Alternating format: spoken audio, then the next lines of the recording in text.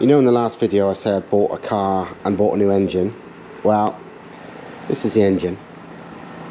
Here's a Volkswagen Audi 1.8T. Bought it complete. Looks really good nick, to be honest, but it's complete. Manifold, accessories, loom, the lot. A couple £100, which is all they cost.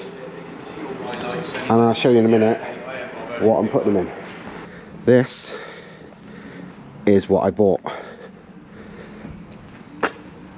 £400. It's not an MR2 UK one, it's a Jap import. So they call them MRSs in Japan.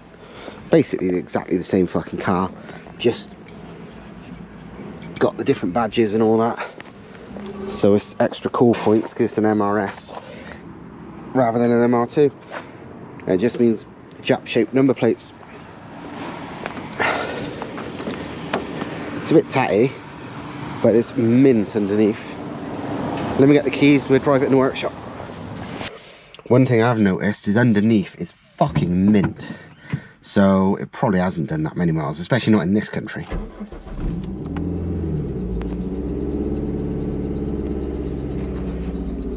This is meant to have, I think the bloke said he thinks it's got a blown head gasket or something. Not sure. Don't care, not using it. One thing I do hate is convertibles. I don't like any soft tops, hence that having a hard top. And all Mark III MR2 ones, MRS as this is, they're always fucking knackered. And this one is more knackered than most. Trouble is, hard tops for these cost a fortune. Second-hand hard top for these, including the fitting kit, is likely to cost you at least £1,200. So, and here comes the other one. Twin MR2s.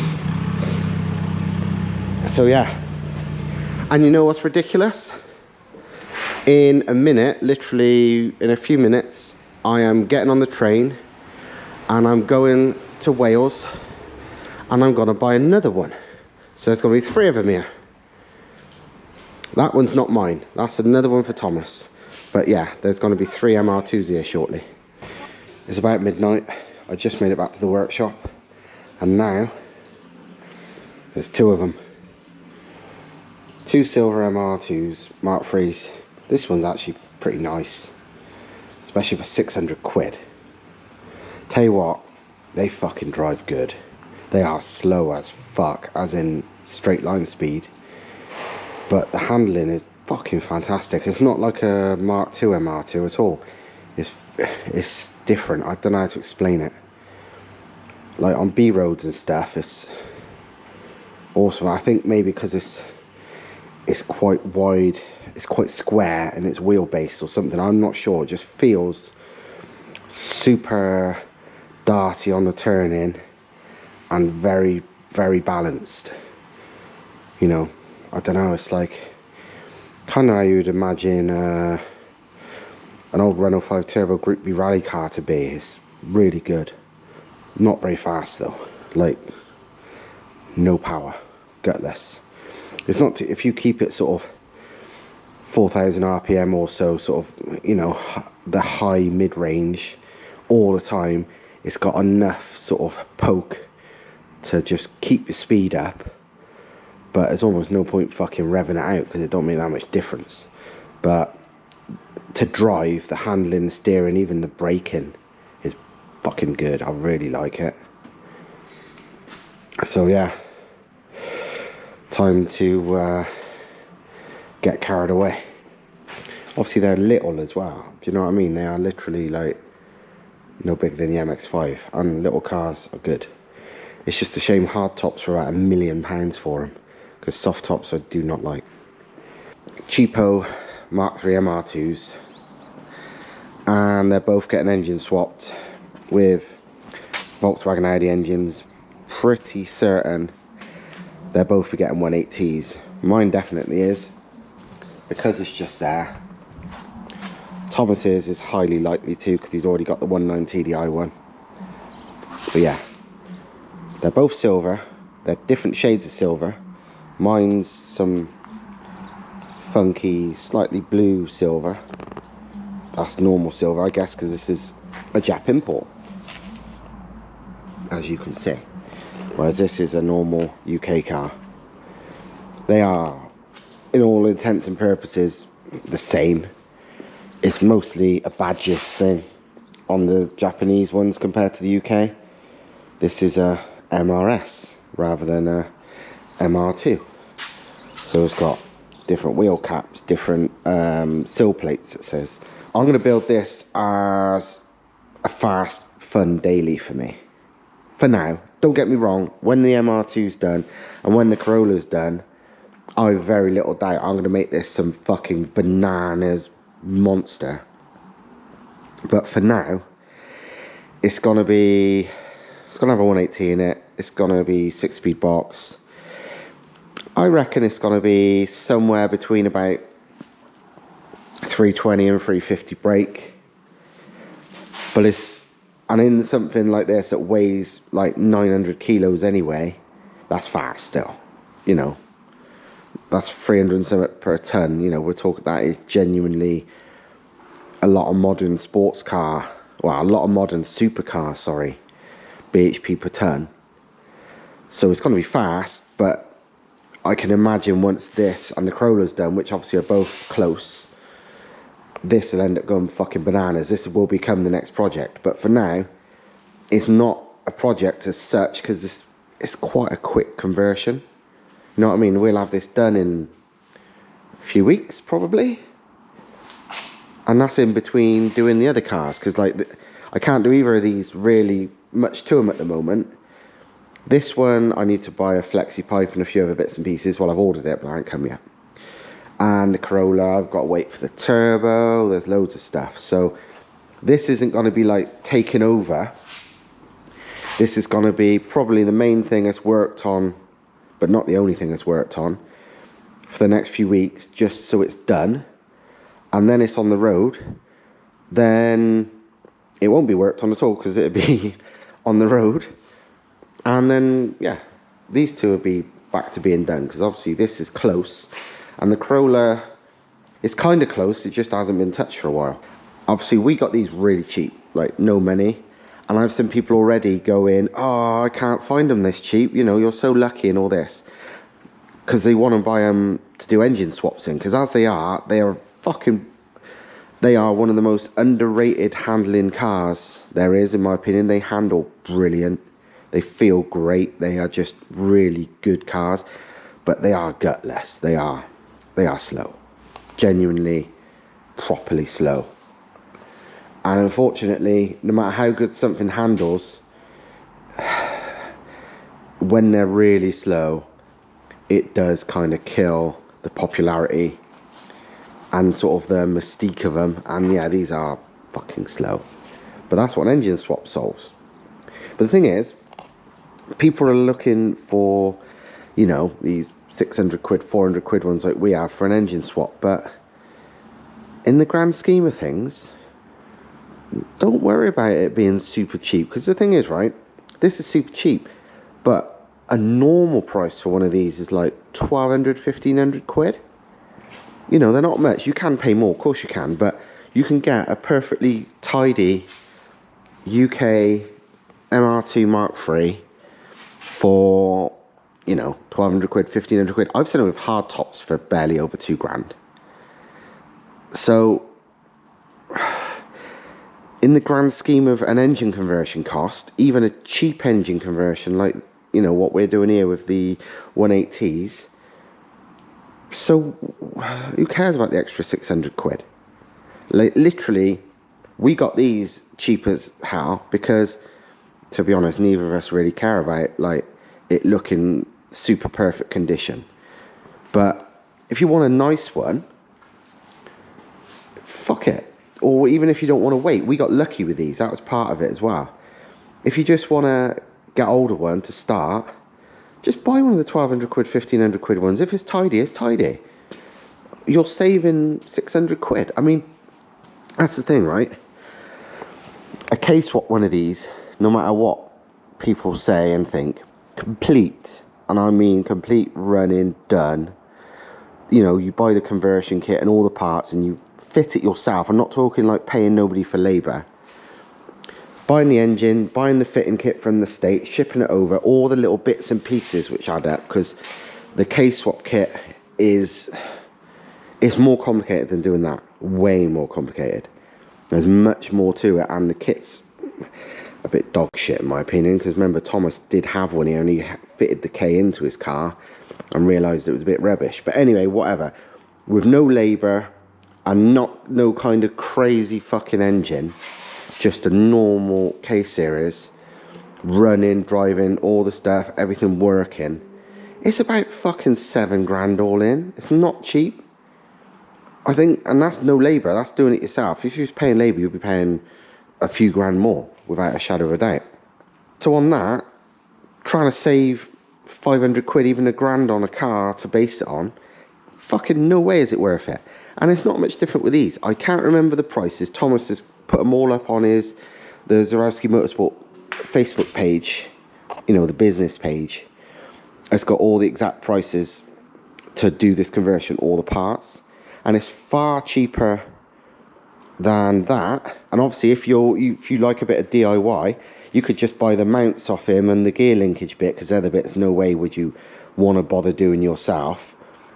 You could buy those bits for like 500 quid, a bit less than that I think he charges, and then you could DIY everything else. But even if you're buying all the parts to make it work, so you've got the drive shafts, the correct fucking pipes, the loom done, the fuck knows, you know, things like the exhaust, whatever, it, you know, it adds up to a few grand, not many, like £3,500, I can't remember. Look on the website if you're interested.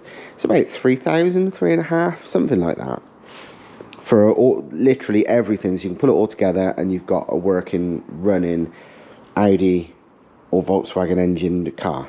Because the thing is, these kits, they will fit a 180T, they'll fit a 190 TDI, but these engines are all so related that Volkswagen person mentioned to me, that also means like the 1.8 and 2 litre 16 valve older engines, you know, the NA ones, which are highly tunable and popular with like race cars and stuff where they need to be NA. Those engines, you know, run the same mounts, so they should go in. Even the 8 valve versions of those engines if you want. So if you're thinking, we're talking about Mark II and Mark III Golf GTI engines basically. And we've not checked yet, but I'm pretty convinced, and Thomas is pretty convinced, that the 2.3 litre VR5 engine will fit straight in on these mounts as well. Not 100%, we need to check that, but that's a great option because they sound mega. They sound like Audi Group B rally cars, and they could be made to like 600-700 brake fairly easy with boost. They are awesome. I really want to do one day, but for me, for now, this is the easy way. To be honest, when I go bananas, once this is done and the Corolla's done, maybe I won't stick with 180. Maybe I'll just put one of those VRs in it, because they sound fucking amazing. But I don't know, because the thing is, with the 180, they're proven at like 1400, 1500 horsepower if you really want to go crazy. And, you know, people quite, well, relatively regularly do like 600 odd brake on standard pistons. They are bloody good engines. I don't need to swap to a better engine for the power, but the VR5 sound mega, so it's tempting. But that's the future. For now, it's being 180'd with a bigger turbo and other stuff, and make the car probably at least 350 plus horsepower per ton, which is fucking fast, honestly. But yeah, I'll be performance testing that and all that, so you'll know how fast this thing will really be. Right, better get cracking on these, don't I?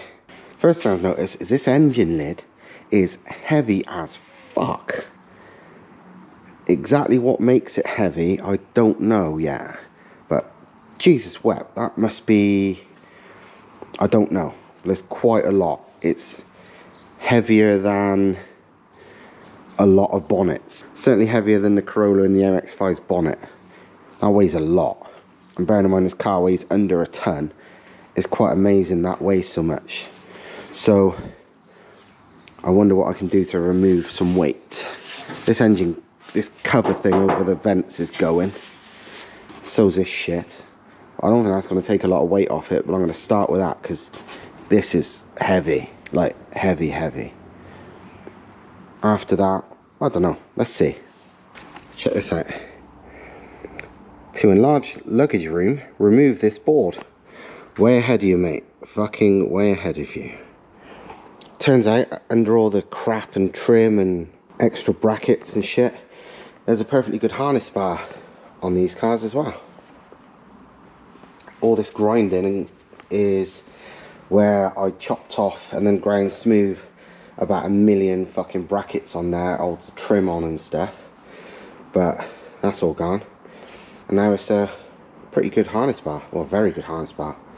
I'm not going to run a harness, but it's a pretty good place just as a, you know, a strengthening bar anyway. Keep the chassis tight because thing's got no fucking roof. That's better. Bucket seat. Not mounted it yet because I can't remember how Thomas did it, and I'm just going to copy whatever he did. I got a feeling he just put the mounts like drilled straight through the floor and used spreader plates underneath, kind of like I've done to the MX-5, but I can't remember, so I may as well wait for him to come back in a couple of days and ask him, make it easier than guessing. While I did that, I lifted up the carpet to see what was in the way of sound deadening underneath, and that's good news on these because there's only a couple of patches, like 6-inch square, of the sticky shit to the floor pan, so not enough to even warrant removing. And the main stuff is this shit in sheets, so you can just pull it out in one go, and it's not particularly light or heavy, but it's, yeah, it's gone. There was one stuck to the back of the carpet and one it was like a loose part, and that's done. I'll do the same on that side. Just trying to work out how to remove the sort of the bottom bit of the roof. I think it'd be easier with the roof up because this roof is fucked, but this like trim bit of the roof that's behind the seats I definitely don't need, so that's going to go. I just need the roof to roughly hold water out, and this mess is where we are so far. The back bit stripped out, trimmed all the way from the doors forward still, which is how I normally do it, so when you're driving it you wouldn't know any different. The back I stripped out, I removed the sound deadening off all of that. The only bit of sound deadening I haven't removed is the bit there, because it's a fucker to get off. It's like this stuff chipped away, that stuff's like gungy, and it's like you gotta decide what's worth it and what's not, and for the sake of like about 1 kilo, nah, it was not worth it. Took out the sound deadening from underneath both floors. It literally just pulls out easy. Removed the head unit and loads of wires. This thing clearly had a big stereo in it with amps and subs at one point, because there's a power wire there going into the back which would have been to an amplifier, and there was, I don't know where it is to show you now, here it is, a vibe bass knob. I wondered what that was when we first got the car. I thought it might have been some weird Japanese add-on because this is a Jap import, but it's the thing to turn up and down the bass, so it definitely had a sub in the back. But all that shit's removed and job done. It's been a couple hours since the last update, and the reason is a bit daft. I couldn't even find the camera. Turns out it was hiding in plain sight. I'd left it over there and just didn't spot it. I was searching for all the shit I've taken off the car, all sorts of shit, wondering where it was, and I just put it on the side where I should have. Anyway, I've been taking the back of the car apart. It now looks like this. I remember Thomas saying how easy these cars are to take apart, and he was right. They're so fucking nice to take apart. It's just super easy. Just mostly 10mm bolts, a couple of 12s, a couple of 14s. That's all I've used. So, all I've used so far to do everything on the car is 8, 10, 12 and 14. Everything's been easy to get to. Everything's come off quite easy. I've had no sort of headaches at all so far. And I've removed a lot that's not going back on. The exhaust weighs a fucking ton. That rear panel, it's definitely just a crash bar. I was thinking, oh, you know, has it got any structure to it? But no, I wouldn't say so. Because you look where the rear strut towers are. You've got this, which is definitely structural. This, and obviously the subframe, the rear of the subframe. So there's no way they would have that bit and that bit if this bit was anything but a crash bar, in my personal opinion. So I'm fairly sure that can stay off. It's not super heavy, but it's not light either. I mean, look, it's a chunk of steel when it comes down to it, so it's not particularly light. So I think that's going to stay off, and it doesn't affect anything. It's not, the bumper isn't held to that in any way. Literally the only thing that's held to that is the rear number plate naturally goes there, and some of the clips to the number plate lights, but that, you know, they can go anywhere. There's nothing else. The actual bumper clips to here on both sides and along the bottom, really, by the wheel arch liners and stuff. So dead easy. So yeah, I cut the exhaust off because it's blowing like fuck anyway. Basically, at the flexes there, it's practically disconnected. It's like torn 90% of the way through. So it sounds like it's got no exhaust anyway. So even if I do have to move it around, it's not going to sound much different now anyway. So I took that off, and that's one heavy motherfucker. I can't remember what it weighs, but it's a lot. And also absolutely shitloads of heat shielding because of this big exhaust which filled up the back, and with the airbox being there as well, it basically had loads of metal heat shielding. And the new car, well, the new exhaust won't, because I'm going to wrap it basically, so it's not going to have that issue. The heat will be kept in with the wrap rather than these massive and heavy heat shields. So yeah, and it's obviously a dream car to make an exhaust on because, well, you have so much room for activities. But yeah, with that strut brace, this rear bar, that and that, there's no way that rear thing is needed for anything but crash protection. So pretty certain that's not going back on, just because it gives you so much more room for other shit. It's somewhat weird though. This is the number plate of the car as I got it, and I was taking it off, and it's like, hang on, there's another plate behind it. And it was, let me show you, it was basically attached to another number plate which was facing backwards, so you couldn't see it anyway. So I removed that plate, and it was this one. I was like, what the fuck? So I turned it over. L50 SXY. So L, so sexy, I guess, is meant to be, with Porsche written on it at the bottom.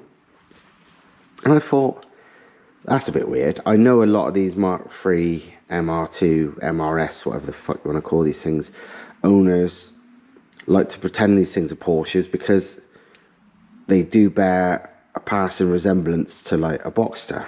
Why that's anything to be proud of, I don't know, but hey, they are a similar shape to a Boxster. So I thought that's just a bit of a sado thing some previous owner would have done.